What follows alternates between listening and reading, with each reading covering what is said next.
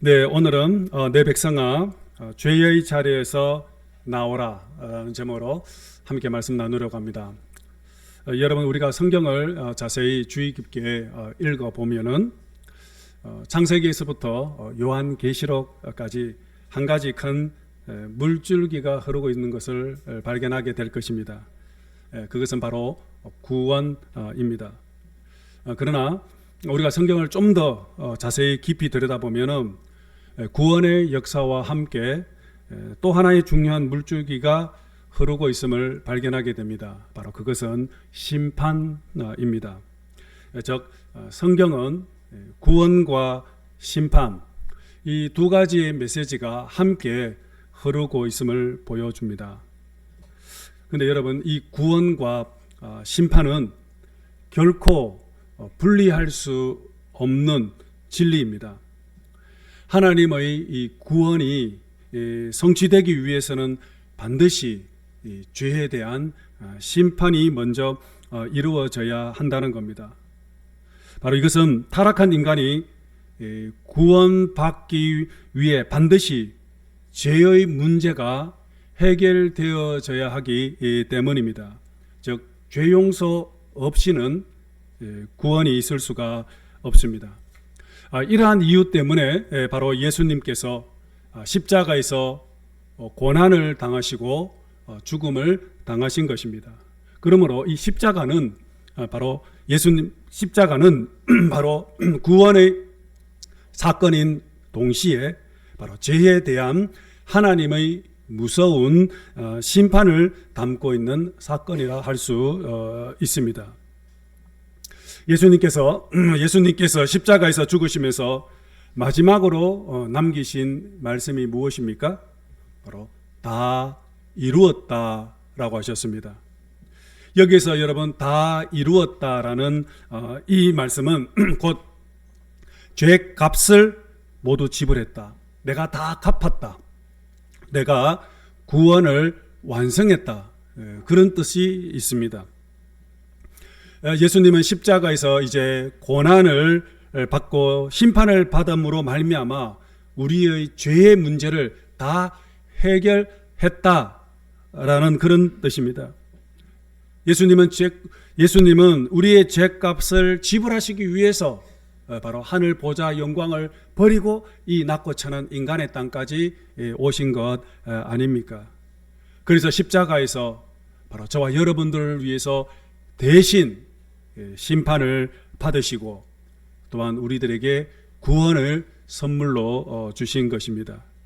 이것이 바로 하나님의 은혜와 하나님의 사랑이 바로 십자가를 통해서 나타난 놀라운 구원의 역사입니다. 이처럼 성경은 예수 그리스도를 통한 구원의 은총을 설명하면서 동시에 또 죄에 대한 심판을 분명하게 말씀하고 있습니다. 하나님은 죄에 대해서는 한치의 양보 없이 하나님은 죄에 대해서는 반드시 심판을 하시는 분이십니다. 하지만 이렇게 죄에 대해서는 무섭도록 심판하시는 그 하나님은 바로 저와 여러분들에게 그 죄값을 묻지도 않으시고 바로 독생자 예수 그리스도를 통해서 우리에게 구원의 길을 열어주신 바로 사랑의 하나님이시지 않습니까? 그러면 여러분, 왜 성경은 이토록 우리에게 무서운 심판의 이야기를 하는 것입니까? 여러분, 하나님의 이 심판 속에 담겨있는 하나님의 마음은 여러분 무엇일까요? 바로 그것은 우리를 사랑하시고 구원하시려는 하나님의 간절한 마음이 담겨져 있는 겁니다. 심판에 대한 그러한 경고는 결국 우리를 멸망의 길로 우리를 내모는 것이 아니라 죄에서 돌이켜 회개하고 다시 하나님께 나오라라는 하나님의 부르심이라는 것입니다. 우리 성경, 신약성경 베드로전서, 베드로후서 3장 8절에서 13절 말씀 우리 함께 보도록 하겠습니다. 시작. 사랑하는 자들아, 주께는 하루가 천년 같고 천년이 하루 같다라는 이 한 가지를 잊지 말라.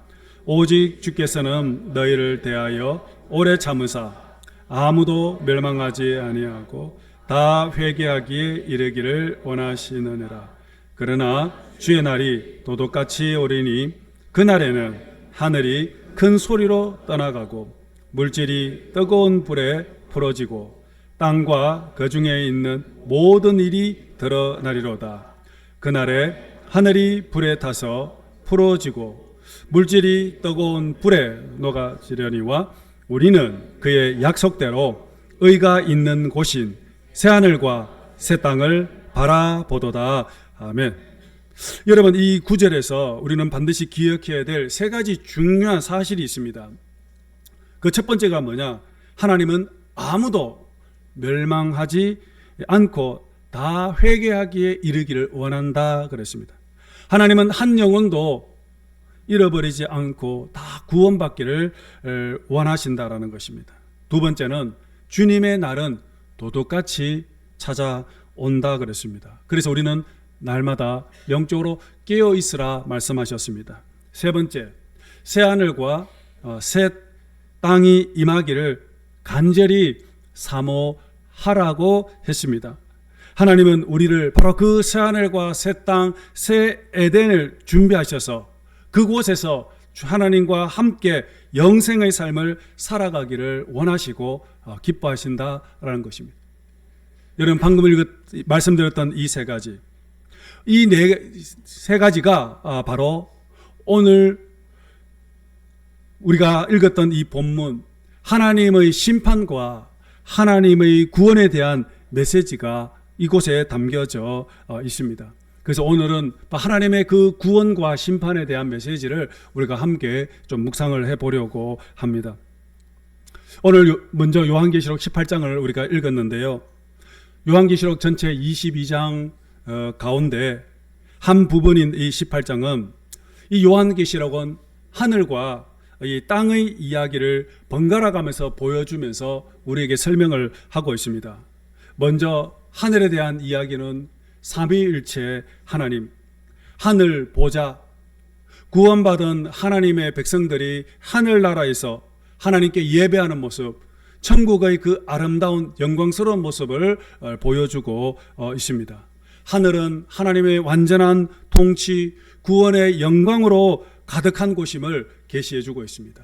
반면에 땅의 이야기는 어떤 것입니까?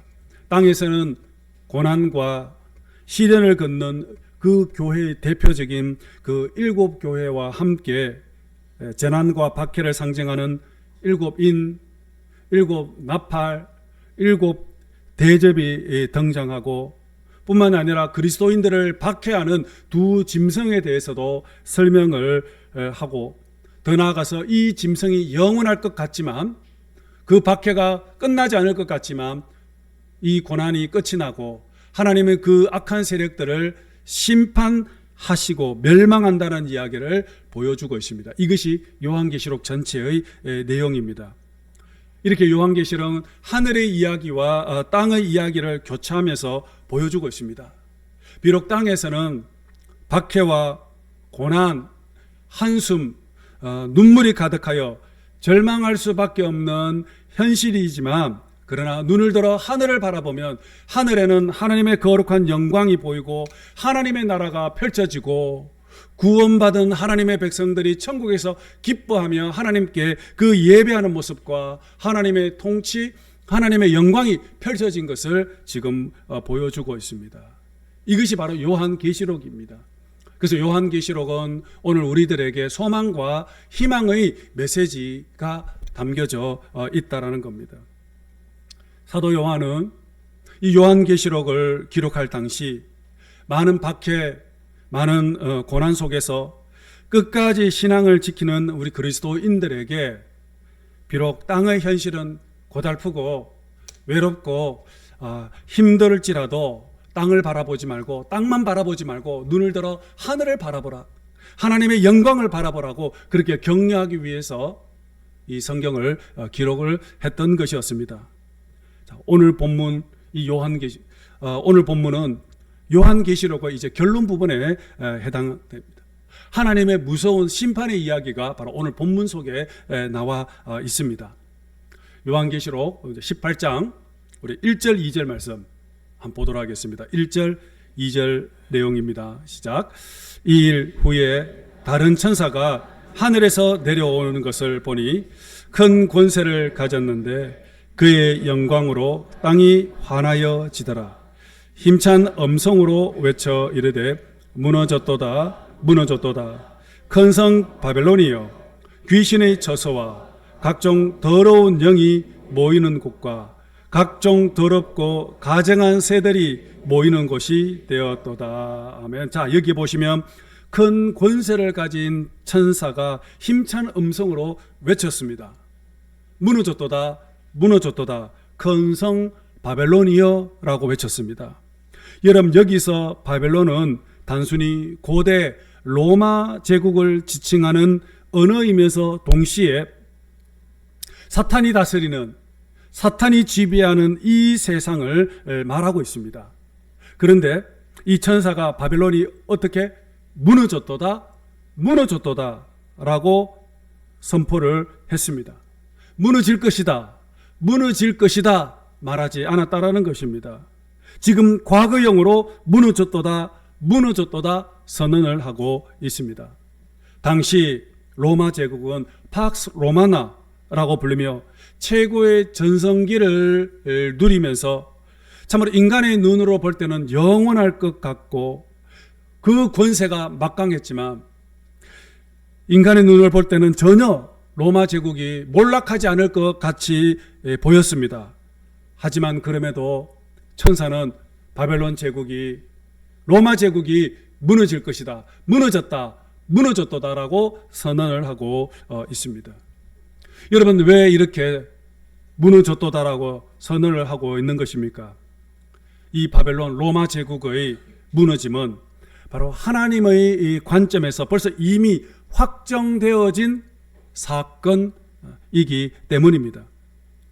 무너졌도다라고 이렇게 과거형으로 설명을 한 것은 바로 예언적 과거로서 하나님의 계획 속에서 벌써 이미 그 일이 이루어진 것처럼 확실하다라는 것을 지금 나타내고 있는 것입니다. 뿐만 아니라 두 번이나 무너졌도다 무너졌도다라고 선언을 한 것은 바벨론의 이 몰락이 분명하고도 확실하다는 것을 강조하기 위해서 두 번이나 무너졌도다 무너졌도다라고 말씀한 것입니다. 반드시 무너질 것이라는 확신에 찬 하나님의 심판의 선언이라는 것입니다. 여러분, 이 말씀을 들었을 때 당시 초대교회 성도들은 어땠을까요? 영원할 것 같은 이 로마 제국, 우리의 고난은 끝이 나지 않을 것만 같았던 그 긴 터널, 이 말씀을 듣는 가운데 성도들에게는 큰 위로와 희망이 아마 되었을 것입니다. 악의 세력이 영원하고 우리의 믿음이 흔들리고 있을 그때에 하나님께서는 반드시 악을 심판을 하실 것이고 악의 세력을 무너뜨리실 것이라는 그 하나님의 그 약속의 말씀이 우리 성도들에게는 큰 위로와 힘이 아마 되었을 것입니다. 그러면서 또 하나님의 말씀이 또 들려옵니다. 뭐라고요? 다른 음성이 들려왔습니다. 그것이 오늘 본문 4절입니다. 4절 말씀 함께 봅시다. 시작. 또 내가 들으니 하늘로부터 다른 음성이 나서 이르되 내 백성아 거기서 나와 그의 죄에 참여하지 말고 그가 받을 재앙들을 받지 말라. 내 백성아 거기서 얼른 나와서 재앙을 받지 마라. 지금 선언을 하고 있습니다. 왜 나오라고 이야기를 여러분 하는 것입니까? 그들이 받을 재앙으로부터, 심판으로부터 받지 말라라는 것입니다. 바벨론의 백성들과 함께 멸망하지 않도록 바벨론 하라는 그런 뜻입니다. 마치 소돔성에 받은 천사가 불로 심판을 받을 그 소돔에게 롯과 그의 가족들을 속히 나오라고 촉구하는 것과 같은 말씀이라는 것입니다. 그러면 여러분, 멸망받을 이 세상에서 나오라는 이 말은 구체적으로 어떤 의미일까요? 그 다음 구절에 분명하게 그 의미를 설명을 하고 있습니다. 그의 죄에 참여하지 말라라고 하고 있습니다. 이 말은 비록 너희들이 이 세상에서 한복판에 살아가고 있지만 세상을 본받지 말고 이 세상에 참여하지 말라라는 것입니다. 바벨론, 로마 제국의 그 음란하고 더럽고 이 악한 문화, 습관들, 영향력을 받지 말고 이 세상의 가치관과 문화에서 벗어나 거룩하고 순결한 하나님의 백성으로 살아가라는 그런 권면의 말씀입니다. 바벨론의 이 물질주의, 세속주의, 쾌락, 부패한 그 문화가 내 삶에 영향력을 받지 못하도록, 내 삶을 지배하지 못하도록 세상의 화려함, 먹음직스럽고 보암직스럽고 지혜롭게 할 만큼 탐스러운 것에 빼앗기지 않도록 쾌락에 넘어가지 말라라는 그러한 권면의 말씀이라고 할 수 있습니다. 오늘 성경에 보시면은 바벨론이 심판을 받는 이유가 무엇입니까? 성경은 분명히 얘기합니다. 그 죄 때문이라고 분명히 밝히고 있습니다. 5절에 보시면은 바벨론의 죄는 하늘에 사무쳤고 하나님은 그들의 죄를 기억하고 있다라고 말씀하고 있죠. 죄가 사무쳤다라는 이 말은 그 죄가 하늘에까지 다다랐다라는 그런 뜻입니다. 여러분, 이 세상에 죄가 얼마나 많았으면, 죄가 얼마나 가득했으면 그 죄가 점점 쌓여져서 하늘까지 도달하게 되었을까요? 하나님은 바로 이렇게 죄로 가득한 이 세상에 더 이상 참지 않고 심판을 하겠다라고 선언을 하고 있는 것입니다. 그러므로 너희들은 세상의 문화, 세상의 풍속, 세상의 가치관, 세상의 아름다움을 보면서 쫓아가지 말고 부러워하지 말고 끝까지 믿음의 선한 싸움을 싸우며 주님과 함께 이 믿음의 길을 걸어가라고, 최후 승리하라고 우리에게 권면을 하고 있는 말씀입니다. 그래서 로마서 12장 2절에서 이렇게 말씀하셨죠. 너희는 이 세대를 본받지 말고 오직 마음을 새롭게 함으로 변화를 받아 하나님의 선하시고 기뻐하시고 온전하신 뜻이 무엇인지 분별하라 그랬습니다. 우리는 결코 이 세상을 본받지 말고, 우리는 결코 이 세상을 부러워하지도 말고, 우리는 이 세상을 따라가지도 말고, 우리는 이 세상의 가치관, 문화를 그슬로 역행하여 우리는 살아가야 하는 겁니다. 많은 사람들이 간다고 해서 그 길을 따라가서는 안 된다라는 겁니다. 우리는 오직 주님의 말씀에 순종하며 말씀 따라 살아가는 사람들, 그렇게 지금 권면을 하고 있습니다. 오늘 성경 구절에 보시면은 오늘 성경에서 말하고자 하는 핵심이 뭘까요? 저는 오늘 이 본문에서 심판이 목적이 아니라 오늘 이 본문 말씀 보면 내 백성아 거기서 나오라는 것입니다. 거기서 나오라. 저는 이 말씀 구절을 통해서 저와 여러분들을 향한 하나님의 마음이 무엇인지 다시 한번 깨닫게 되었습니다.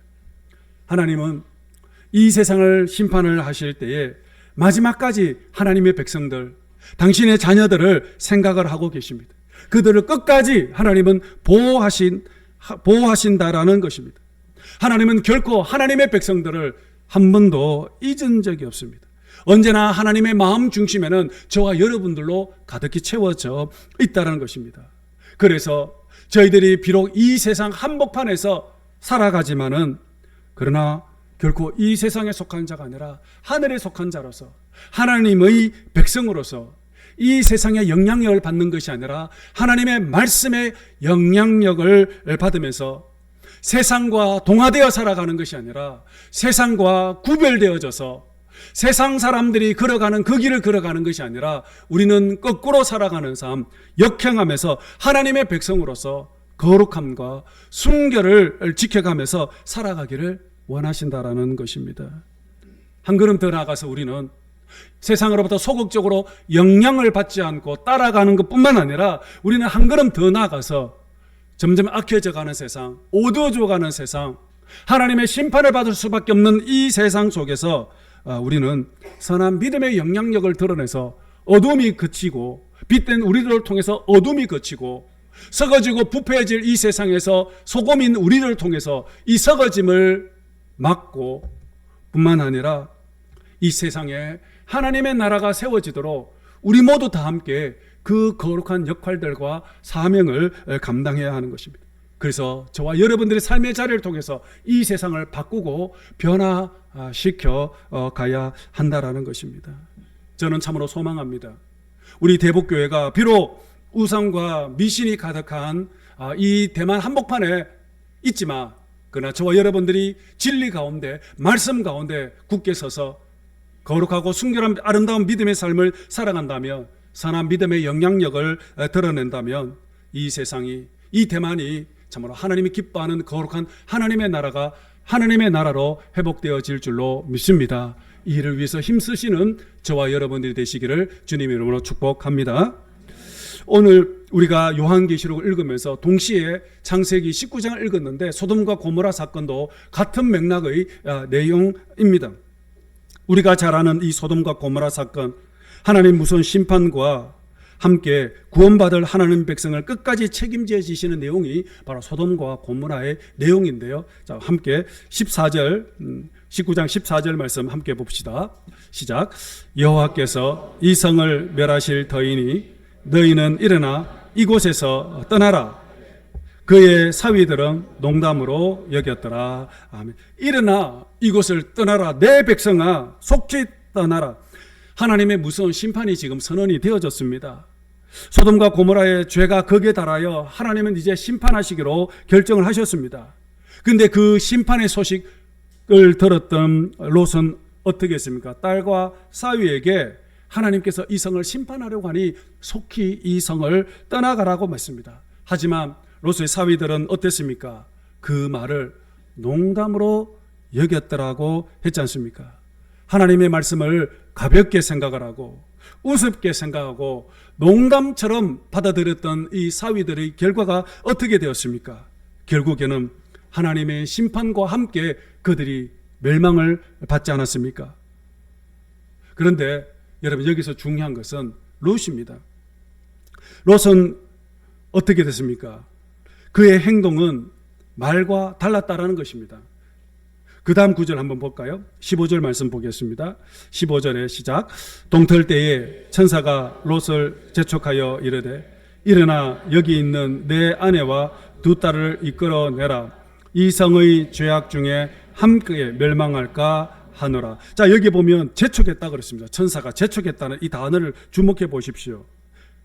천사가 왜 재촉했습니까? 지금 시간이 없는데 빨리 서둘러서 여기 속히 떠나가라고 말하고 있는데, 그런데 롯은 어떻게 말하고 있습니까? 계속 꿈을 대고 있는 것입니다. 얼마나 천사가 답답했으면, 꿈을 대고 있는 이 롯을 바라보면서 얼마나 답답했으면 재촉을 지금 하고 있는 것입니까? 자, 그렇다면 롯은 왜 이렇게 지금 재촉합니까? 이제 심판의 카운트다운이 시작이 되었는데 왜 이렇게 재촉을 하고 왜 이렇게 꿈을 대고 있는 것입니까? 롯은 분명히 알았습니다. 이 세상에 심판할 것을 분명히 알았고 그 이야기를 자기 사위들과 딸에게도 이야기를 했습니다. 속히 이 성을 떠나가라고 이야기를 했습니다. 그런데 말은 그렇게 하면서 실제로 본인은 왜 이렇게 꿈을 대고 있는 것일까요?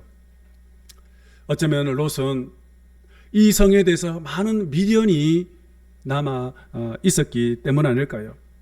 내가 이곳에서 얼마나 많은 시간, 많은 에너지, 많은 정성, 땀, 수고, 내가 여기서 이렇게 놓은 것이 얼마나 많은데 이 좋은 것을 놔두고 내가 어떻게 떠나갈 수 있을까? 그런 생각이 아마 들었을 것입니다. 실제로 성경을 보면 롯은 성문에 앉아 있었다라는 이 표현은 롯은 소돔성에서 많은 선한 영향력을 드러내는 높은 지위에 있는 사람이다라고 그렇게 해석을 하고 있습니다. 높은 위치까지 오른 롯.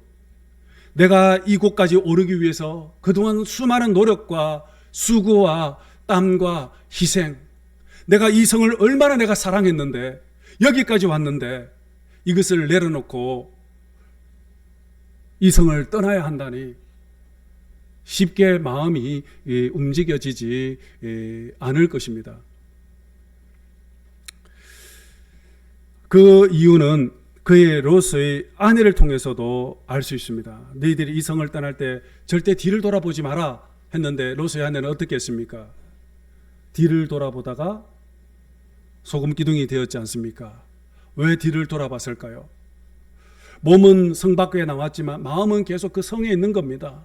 저 아까운 보물들, 저 집들, 내 명성, 저것들을 놔두고 온다니 도저히 발길이 떨어지지가 않아서 계속 뒤를 돌아봤는 거 아니겠습니까? 아마 룻도 같은 이치였을 것입니다.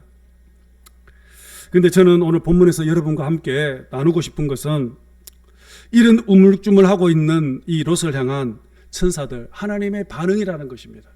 오늘 보시면은 천사들이 우물쭈물대고 있는 이들을 보면서 어떻게 했냐면 롯과 그의 가족의 손을 잡고 강제로 끌어서 소돔에서 끌어내는 장면을 보면서 정말 참 많은 감동과 도전을 받았습니다. 은혜를 받았습니다. 16절 한번 볼까요?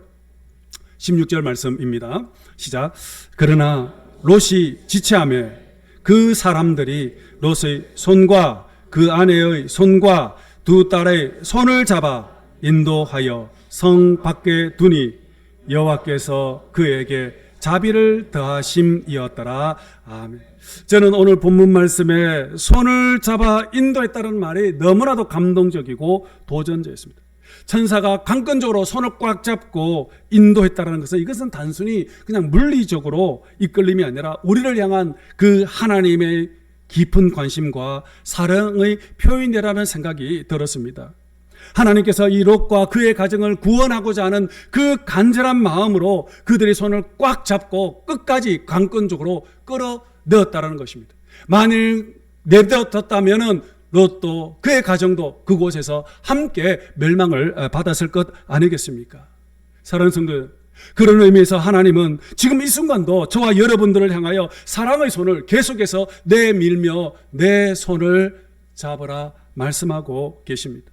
주님의 피 묻은 손, 주님의 보혈의 그 손을 우리가 잡게 될 때, 그때 하나님은 우리의 인생이 깊은 절망의 늪에서, 죄와 사망에서, 수렁에서 하나님은 건져주시고, 더 나아가서 하나님의 능력의 의로운 오른손을 통해서 하나님의 능력이 나의 능력이 되어 우리는 이 세상에서 하나님과 함께 더불어 영적으로 비상하는 삶을 우리가 살아가게 된다라는 것입니다. 여러분, 하나님이 우리 손을 잡는 것은 단순히 구원의 시작만을 얘기하는 것은 아닙니다. 하나님과 함께 이제 새로운 삶의 출발이라는 것입니다. 우리가 하나님의 그 손을, 주님의 손을 잡는 그 순간에 우리가 어디 있든지 간에 우리는 늘 하나님의 은혜로 인도함을 우리는 받고 또한 하나님의 보호하심을 받으며 더 나아가 하나님의 능력으로 공급을 받아 우리는 이 세상을 가장 힘이 있는 능력 있는 삶을 우리는 살아갈 수가 있게 됩니다. 이 은혜는 절망에서 희망으로, 좌절에서 새로운 소망으로 우리가 비상할 수 있는 놀라운 은혜라는 것입니다. 오늘 본문 끝에 보십시오. 자비를 더했다 그랬죠. 하나님께서 자비를 더했다. 롯은 구원받을 자격이 아무것도 없습니다. 성경에는 그가 선한 것들을 한 것이 아무것도 없습니다. 그냥 하나님의 일방적인 은혜를 베풀어 주신 것입니다. 롯이 소돔과 함께 심판을 받아도 변명의 여지가 전혀 없습니다. 그럼에도 하나님은 끝까지 자비를 베풀어 주셨습니다. 이것은 바로 하나님의 일방적인 은혜가 아니겠습니까? 우리가 무엇이 간데 있도록 하나님 우리를 구원해 주십니까? 우리는 구원받을 만한 자격, 은혜 받을 자격이 전혀 없는 자들 아닙니까? 그럼에도 하나님은 끝까지 우리를 책임져 주시고 끝까지 은혜를 베푸신다고 약속하지 않습니까? 저는 이 부분, 자비를 더하셨다는 이 말씀에 다시 한번 감격의 눈물이 흐르는 것 같습니다. 영원토록 사랑하시는 그 하나님, 예수님을 십자가에서 죽이면서까지 우리를 사랑해 주시는 그 하나님의 은혜를 덧입은 자들 아닙니까? 그렇다면 이제 우리는 앞으로 어떻게 살아야 되겠습니까?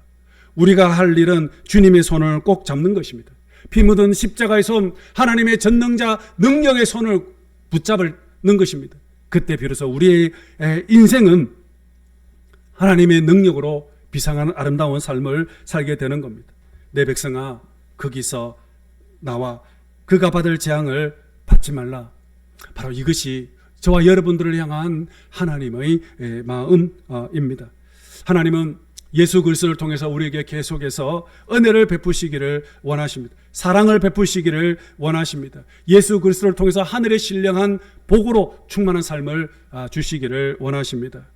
오늘 우리가 이 땅에서 고달프고 힘든 인생을 살아간다 할지라도 예수 그리스도를 끝까지 바라보며 주님의 손을 꼭 붙잡고 주님이 걸어가셨던 그 길, 비록 고달프고 힘들고 외롭고 좁은 길을 할지라도 우리가 끝까지 하늘을 소망을 삼고 하늘을 바라보며 믿음의 삶을 살아갈 수 있기를 바랍니다. 그때 저와 여러분들의 인생에 놀라운 하나님의 역사들이 일어나게 될 줄로 믿습니다. 이제 2025년은 주님의 손을 붙들고 주님과 함께 영적으로 비상하는 아름다운 승리하는 삶 되시기를 주님 이름으로 축복합니다.